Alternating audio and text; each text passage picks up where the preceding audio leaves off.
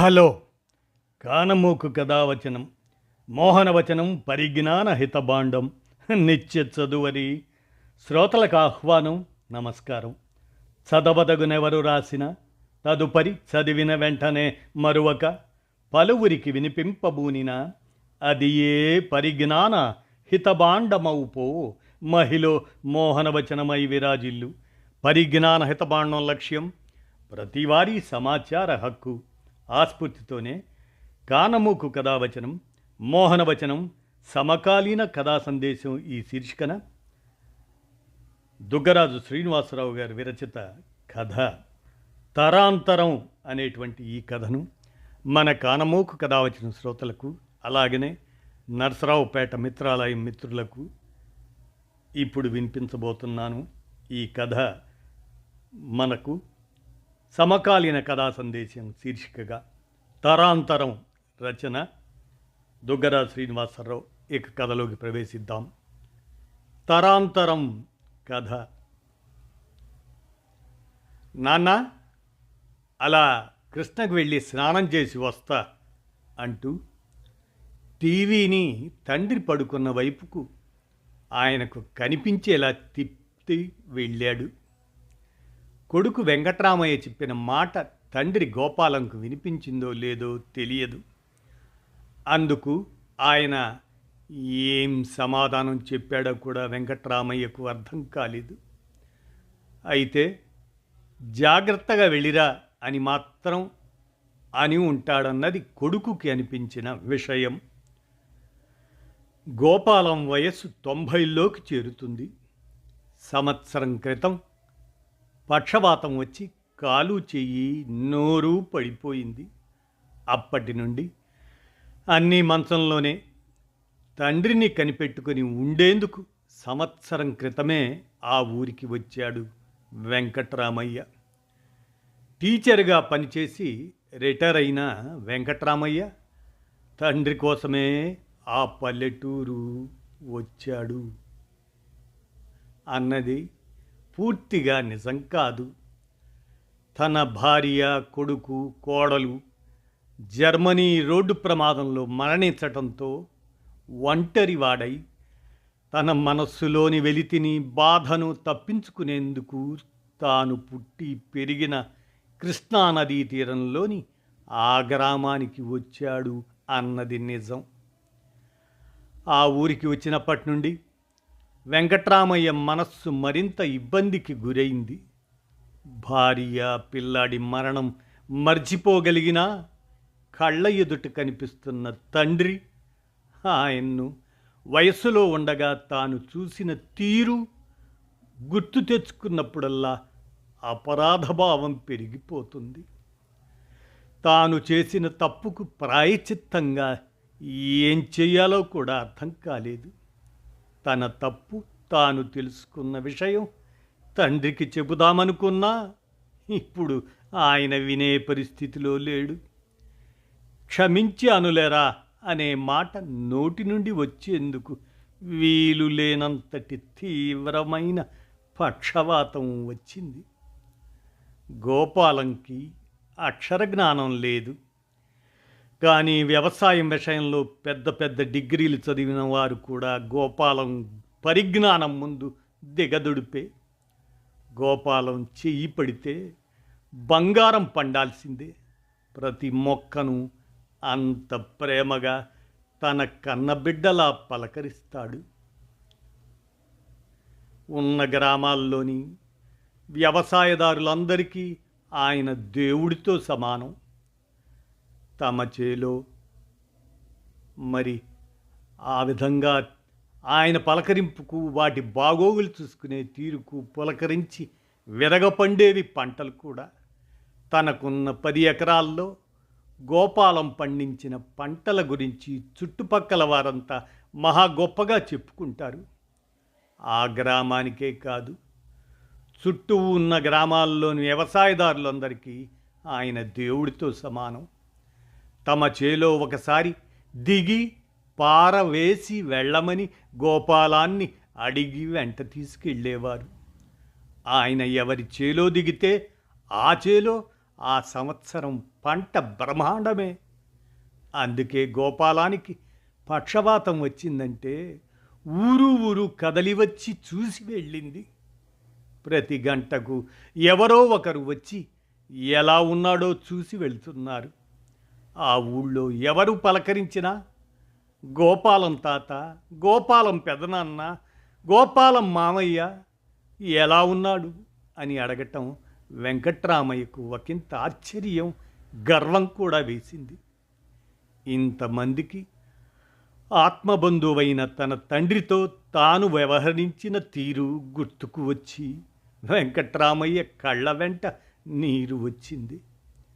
ఏరా, గోపాలం పెదనాన్నను అలా ఒక్కడిని వదిలిపెట్టి కృష్ణకు స్నానానికి బయలుదేరావా? సరే పో, నువ్వు వచ్చే వరకు నేను కనిపెట్టుకొని ఉంటా అని వచ్చిన ఈ ఊరి పెద్దాయన్ని చూసి పక్కకు తిరిగి కన్నీళ్లు తుడుచుకున్నాడు వెంకట్రామయ్య. గబగబా నడుచుకుంటూ కృష్ణా ఒడ్డుకు చేరాడు. తన చిన్నప్పుడు కృష్ణమ్మ నిండుగా పారేది. ఒడ్డునే స్నానాలు, ఈతలు ఏవైనా. ఇప్పుడు పైన వరుసగా ఆనకట్టలు కట్టడంతో స్నానం చేసేందుకు మొలలోతు నీరున్న ప్రదేశం వెతుక్కోవాల్సి వస్తుంది అనుకుంటూ వెంకట్రామయ్య కిందికి దిగి ఒకచోట బట్టలు వదిలి నీటిలో మునిగాడు. ఒక్క మునుగుకే ఎంతో హాయి అనిపించింది. కృష్ణాజలంలో ఏదో మహిమ ఉంది. శరీరం మీద ఉన్న మురికినే కాదు, మనస్సులో ఉన్న బాధను ఒక్కసారిగా తీసేసింది. స్నానం ముగించి ఒడ్డుకు రాగానే వెంకట్రామయ్యకు మళ్ళీ తన తండ్రి జ్ఞాపకాలే ముసురుకోవటం మొదలుపెట్టాయి.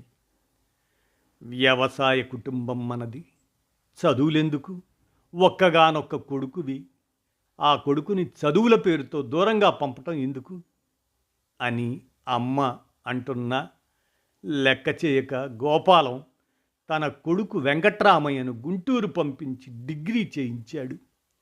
ఆ తర్వాత బిఈడి కూడా చేయించాడు. వెంకట్రామయ్య గుంటూరులో చదువుకునేటప్పుడు తన తండ్రి చెప్పా పెట్టకుండా హఠాత్తుగా కాలేజీ దగ్గరికి రావటం నచ్చలేదు. అందుకు కారణం గోపాలం రూపం. గోపాలం తన జీవితంలో ఎప్పుడూ చొక్కా వేసుకోలేదు. కష్టించి పనిచేసేవాడికి చొక్కా ఎందుకురా అనేవాడు. తలకి ఆముదం పట్టించి తలపాగా చుట్టుకొని చేతికర్రతో నడచి వచ్చేవాడు. నడుముకో మట్టి కూజా లాంటిది, నీటి కోసం మరో గుడ్డలో చద్దన్నం మూట. అటువంటి వేషంలో వచ్చే గోపాలాన్ని తన తండ్రిగా స్నేహితులకు చెప్పుకోవటం అవమానం అనిపించేది వెంకట్రామయ్యకు. ఎందుకు నాన్న నువ్వు పడిపడి రావటం అని నచ్చజెప్పబోతే, నిన్ను చూడాలనిపించిన తర్వాత ఇక ఇంటి దగ్గర ఉండబుద్ధి కాదురా అనేవాడు గోపాలం.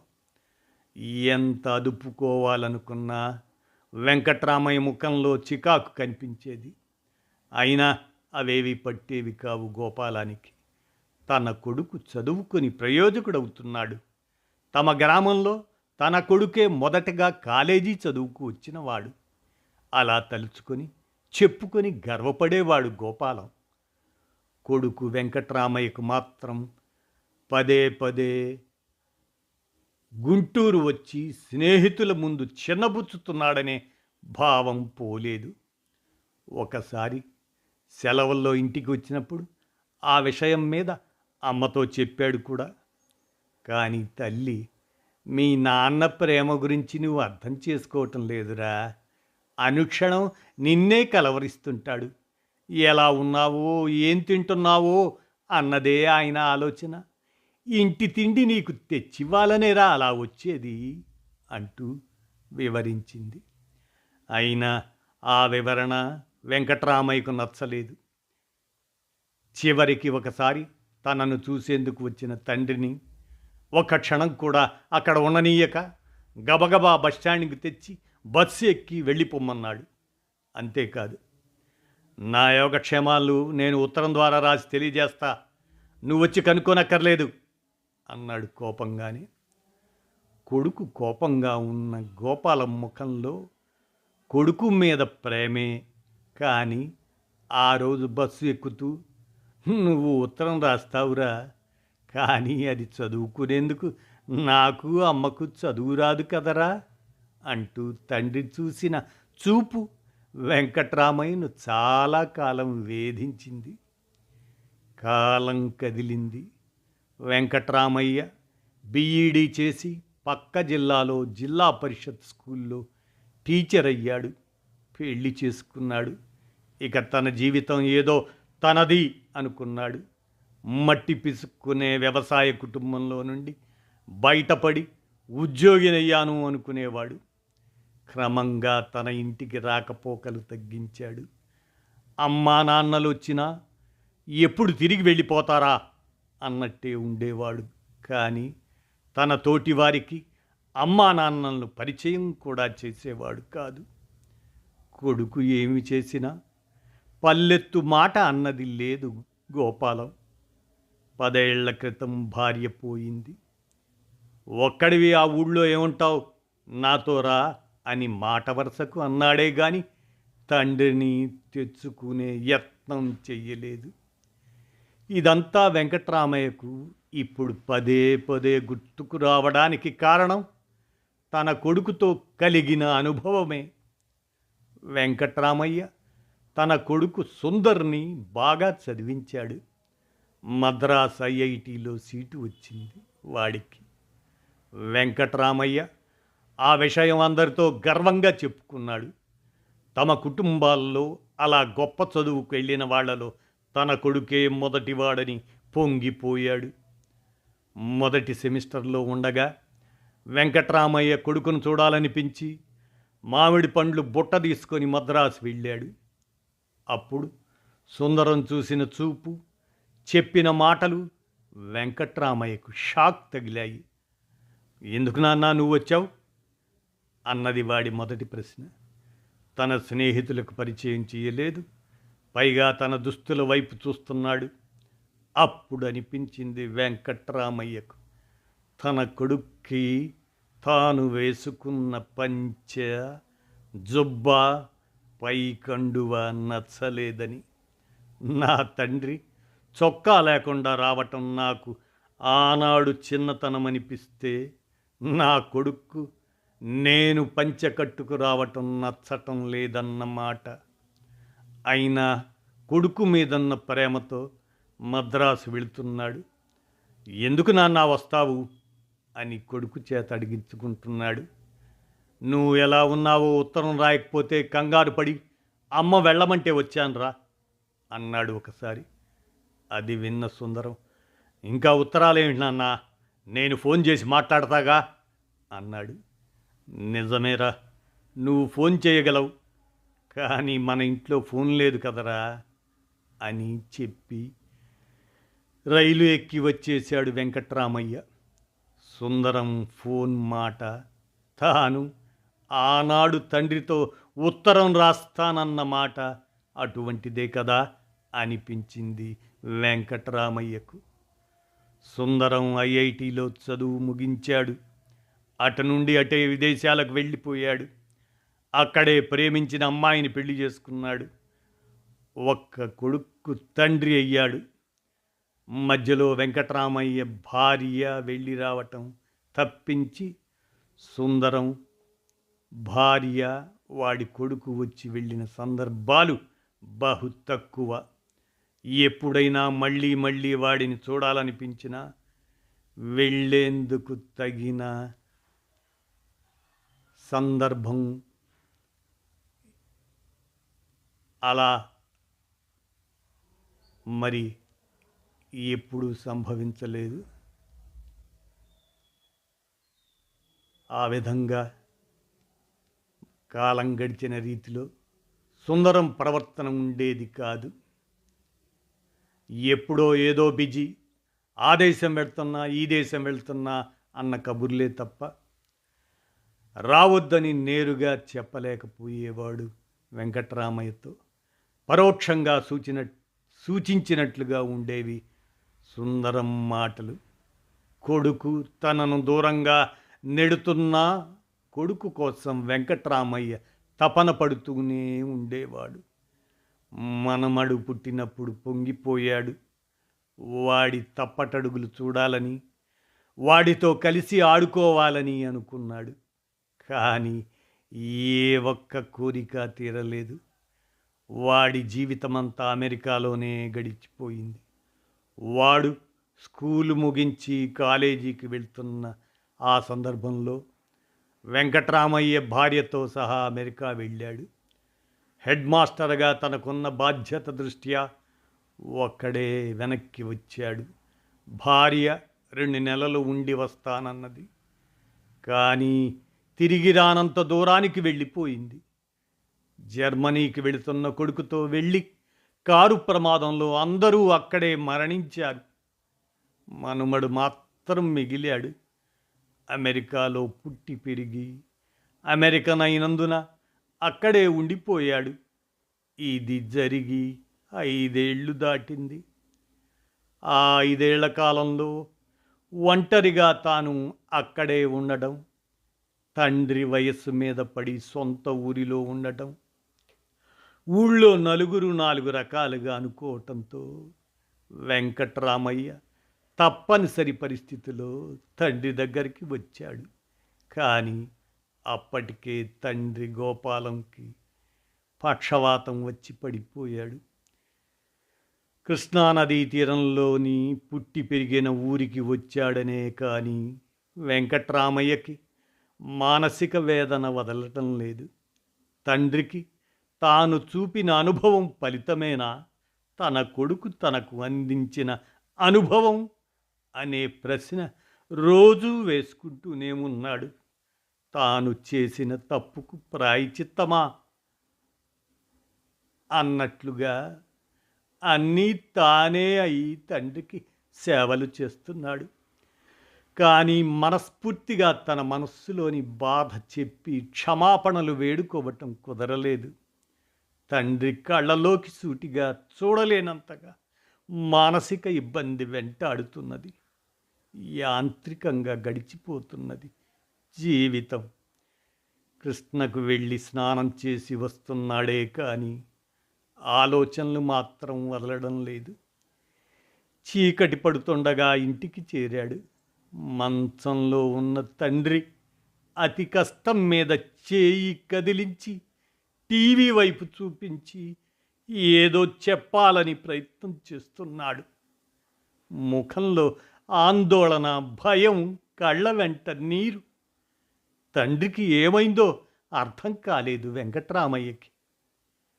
టీవీ వైపు చూస్తే అమెరికాలోని ఒక బిల్డింగ్ మీద ఉగ్రవాదులు బాంబు దాడి చేసి ధ్వంసం చేయటం చూపిస్తున్నారు. అది అమెరికా వార్త అని, ముని మనమడు అమెరికాలో ఉన్నాడని తెలిసినందుకే మంచంలో ఉన్న ఆ ముసలాయన ప్రాణం అలా కొట్టుకుంటుందని అర్థమైంది. వెంకట్రామయ్యలోనూ ఆదుర్ద మొదలైంది. తన మనమడు పనిచేస్తున్నది ఆ బిల్డింగ్లోనే. ఈ బాంబు దాడిలో ఏమయ్యాడా, ఏమైందో?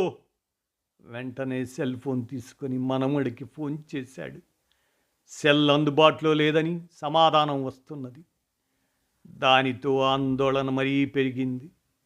ఇక తెలిసిన వాళ్ళకి, అమెరికాలోని బంధువుల ఫోన్లకి రింగ్ చేయటం మొదలుపెట్టాడు. అరగంట గడిచిన తర్వాత కానీ ఒకరూ దొరకలేదు. వాళ్ళు కూడా ప్రయత్నం చేస్తామన్నారే కానీ ఏమైందో, వాడెక్కడ ఉన్నాడో చెప్పలేదు. కంగారు పెరుగుతుంది, శరీరం చెమట పడుతుంది. మనవడికి ఏమన్నా అయితే అన్న భయం వణుకు తెప్పిస్తున్నది. సరిగ్గా ఆ సమయంలోనే ఫోన్ రింగ్ అయింది. ఫోన్లో మనుమడి గొంతు. ఎందుకు తాత అంత కంగారు? అంతమందికి ఫోన్ చేశావు? వాళ్ళంతా కంగారు పడి నా ఫోన్ వెతికి పట్టుకొని ఫోన్ చేశారు. నిజమే, నేను పనిచేసేది ఆ ఆఫీస్లోనే. కానీ నేను 10 రోజుల క్రితమే పని మీద కెనడా వెళ్ళాను అంటూ ఏదో చెప్పబోయాడు. అలా వెళ్లే ముందు ఫోన్ చేసి చెప్పొద్దట్రా గట్టిగా అరిచాడు. కోపం, భయం, ఆదుర్ద అన్నీ కలగలిపిన గొంతుతో వెంకట్రామయ్య. నువ్వెక్కడున్నావో, ఎలా ఉన్నావోనని మా కంగారు వేయదట్రా. అందుకే తాతయ్య, నేను నా ప్రతి కదలిక ఫేస్బుక్లో పెట్టేది. నేను కెనడా వెళ్తున్న విషయం, అక్కడ చేస్తున్న పని అన్నీ ప్రతిరోజు ఫేస్బుక్లో పెడుతున్నాగా అని మనమడు చెబుతుంటే వెంకట్రామయ్య పిచ్చి చూపులు చూస్తున్నాడు. కంప్యూటర్, ఇంటర్నెట్ లేని తన ఇంటిని చూసుకొని ఏడవలేక నవ్వుకోవాల్సి వచ్చింది. వాడి క్షేమం గురించి వాడు చెప్పడు, ఫేస్బుక్ చూసి తెలుసుకోవాలన్నమాట. కొడుకు ముఖంలో నవ్వు చూసిన గోపాలం తన ముని మనవడు క్షేమంగా ఉన్నాడని అర్థం చేసుకున్నాడు. కానీ అది జరిగిన 2 నిమిషాలకు తన కొడుకు బావురుమని ఏడుస్తూ తన పాదాల మీద పడి ముద్దాడుతూ కన్నీళ్లతో ఎందుకు ముంచేస్తున్నాడో మాత్రం అర్థం కాలేదు.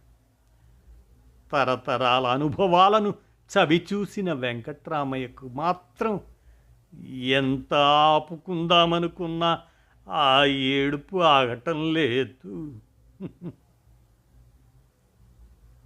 ఇదండి తరాంతరం అనే ఈ కథను దుగ్గరాజు శ్రీనివాసరావు రచించి అందచేయగా, మన కానమూకు కథావచనం, మోహనవచనం, సమకాలీన కథా సందేశం శీర్షికన శ్రోతలకు, కానమూకు కథావచనం శ్రోతలకు, ముఖ్యంగా నర్సరావుపేట మిత్రాలయం మిత్రులందరికీ వారి అభిలాష మేర